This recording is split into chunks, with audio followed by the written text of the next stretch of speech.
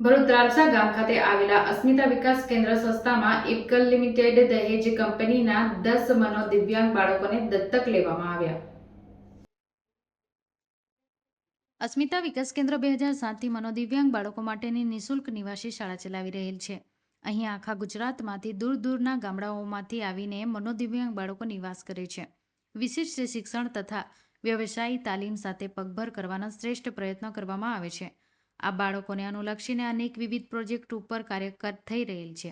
આ દિવ્યાંગ બાળકોની શારીરિક માનસિક તકલીફને અનુલક્ષીને વિવિધ થેરાપીઓ, counselling centre, dental OPD centre, ગૌશાળા ચલાવવામાં આવે છે. બાળકો માટેની અહીંની તમામ સુવિધાઓ તદ્દન નિઃશુલ્ક ઉપલબ્ધ કરવામાં આવે છે. ઇપીગલ લિમિટેડ કંપની દહેજ દ્વારા CSR અંતર્ગત સંસ્થામાં નિવાસ કરતા 10 મનોદિવ્યાંગ બાળકોને આગામી 1 વર્ષ માટે દત્તક યોજના હેઠળ દત્તક લેવામાં આવ્યા.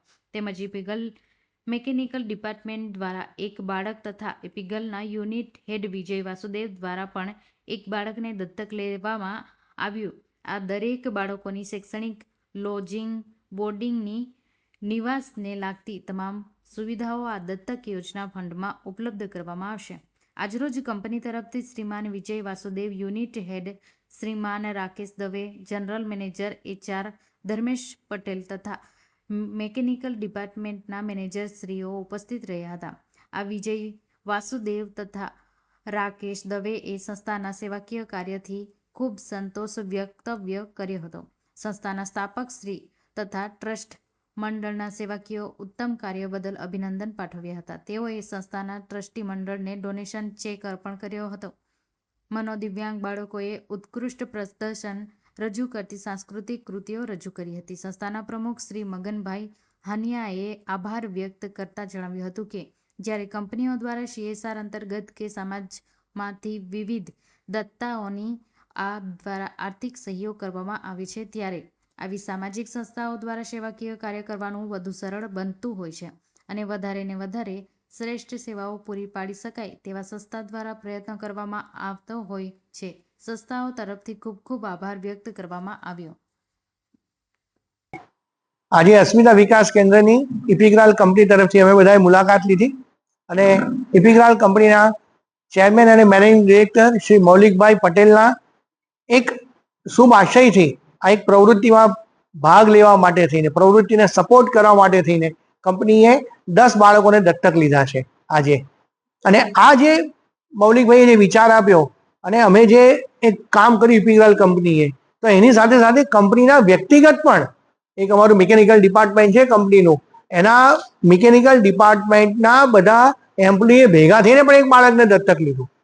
અને અમારા કંપનીના site head senior vice president Shri Vasudev સાહેબે પણ વિચાર કર્યો કે એક બહુ ઉમદા કામ થઈ રહ્યું છે, તેમાં હું પણ મારું યોગદાન આપું, અને વાસુદેવ સાહેબે પણ આજે એક દીકરીને દત્તક લીધી છે.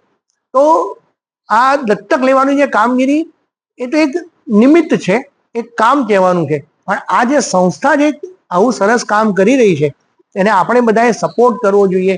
અને આર્થિક રીતે, શારીરિક રીતે, જે તન મન ધન જેનાથી આપણે એમને મદદરૂપ થઈ શકીએ એવું કરવું જોઈએ, જેથી કરીને એક એનો વિકાસ થાય અને એને એક સમાજ તરફથી એક સહકાર મળી રહ્યો એવું એને લાગે. તો એ માટે થઈને આ એક ઉમદા કામ કર્યું છે. તો આપ સર્વને પણ, આપ જે પણ મને સાંભળી રહ્યા છો એ બધાને પણ વિનંતી કરું છું કે ક્યારેક આવો સંસ્થા ઉપર, સંસ્થાને જુઓ અને તમને આનંદ થશે કે આ બધા આટલી બધી મહેનત કરીને આ બાળકોને, કે આપણા એક બાળકને પણ આપણે જ્યારે રાખવું મુશ્કેલ છે, ત્યારે બીજા ગામના, બીજાના આજુબાજુના ગામના કે જે આર્થિક રીતે પછાત છે એમના બાળકોને, અને કેવા મારા ને તમારા જેવા સામાન્ય નહીં પણ જેમનો માનસિક વિકાસ ઓછો થયો છે એવા બાળકોને તૈયાર કરે છે. અને એક બે નહીં પણ પૂરા 100 બાળકોને, અને પાછા નિવાસી સંસ્થા એટલે અહીંયા રહેવાનું પણ ખરું. એટલે બધી જ વ્યવસ્થાઓ એમની કરવી, એમને સાચવવા, એમને ઉછેર કરો અને એમના સમાજમાં, આપણા સમાજમાં લોકો એને સ્વીકારી શકે એવા તૈયાર કરીને સમાજને પાછા આપવાનું બહુ જ ઉમદા કામ કરી રહ્યા છે. તો એને એક અમારો નાનકડો એક સંકલ્પ કરીને અમે એમને મદદરૂપ થયા છીએ. હમણાં જ અમારા મૌલિકભાઈ પટેલ છે, એમના ફાધરનો પણ ફોન આવ્યો, રાકેશભાઈ અસ્મિતા વિકાસ કેન્દ્ર પર પહોંચી ગયા? મેં કહ્યું હા સાહેબ, બરાબર કરજો હો કામ, બીજું કંઈ જોઈતું હોય તો પાછું મને કહેજો. મેં કહ્યું હા સાહેબ.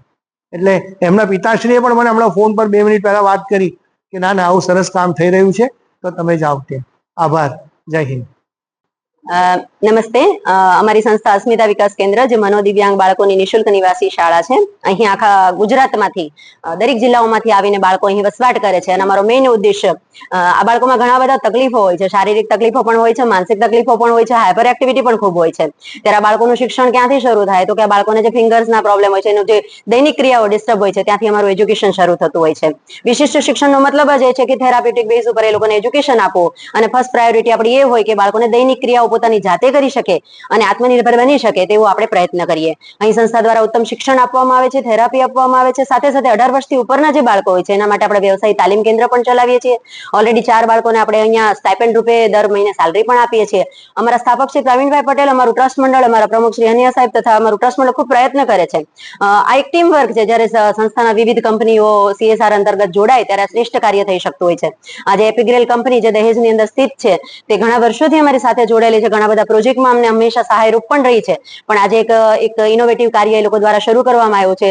ખાસ કરીને યુનિટ હેડ વાસુદેવ સર અને રાકેશ દવે સરનો તથા તેમની ટીમનો સંસ્થા તરફથી ધન્યવાદ વ્યક્ત કરીશ કે તે લોકોએ 10 બાળકોને એડોપ્શન યોજના અંતર્ગત લીધા છે. દત્તક યોજના મતલબ એવો કે આખા વર્ષનો બાળકોનો જે કંઈ શિક્ષણનો, થેરાપ્યુટિક બેઝનો કે નિવાસી શાળાનો લોજિંગ બોર્ડિંગ તમામ ખર્ચ એ એપિગ્રેલ કંપની દ્વારા આપવામાં આવશે. તો હું સંસ્થા તરફથી તે લોકોનો ખૂબ ખૂબ ધન્યવાદ વ્યક્ત કરું છું. ખાસ કરીને એમના 4 એમ્પ્લોઈઝે પણ એક બાળકને દત્તક લીધું છે. સાથે યુનાઇટેડ વાસુદેવ સરે પણ વ્યક્તિગત રીતે એક બાળક દત્તક લીધું છે.